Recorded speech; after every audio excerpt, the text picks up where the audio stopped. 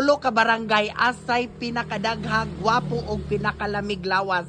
Ang una, Pati mo. ang Kamambugan bayot kay dito mga daghang mga gwapo bayot. Pascual kay mga lami mo.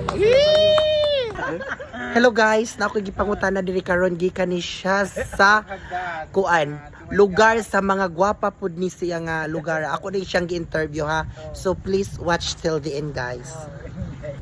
Hello guys, maayong gabi. So di ako karon sa akong friend guys, kay ako jud siyang gi-interview. So, paminaw sa nakailaan ni mega shoutout sa mga taga-Ubay.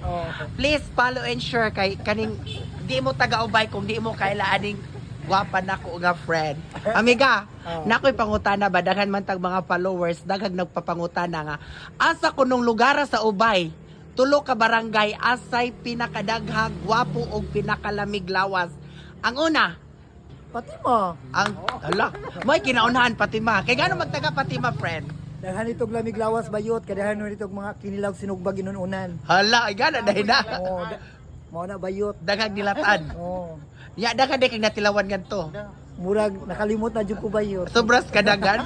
Ay, gana jud ka kagwapa friend. Gana jud ko. O nya sunod, lain na pong barangay friend ikaduha. Kamambugan bayot kay dito mga daghang mga gwapo bayot. Gano man nakatilaw na kay uyab ganto? Na dito karang kabit nako. Hala no. So di jud ay ka makalimtan. Di ka kalimot atong taga Kamambugan di ay. Oh bayot kay mo buldos tong yaha. Grabe, kakuya po di ay friend. Oy, bubuldos di ay friend. Ngano friend, nabuldosan di ay ka friend. Mura. Hala. Hala no, ganohan jud ko sa imo mga panubag. Oh, nice og legs. Uy, perfect kayong lawas, guys. O nya ang ikatulo. Bayot ay katulo bayot katong taga San Pascual kay mga lami mo. Gwapo jud ay taga sa Pascual po. Bayot mga tag-as niya lamig lawas so pa may pagkataon nimo tag-as tanan. Hala, grabe. So sa to, kinaunhan una. Fatima. Hala, ang ikaduha. Kamambugan. Ang ikatulo. San Pascual. So maura to, daghang salamat. Bye-bye. Ganahan ko.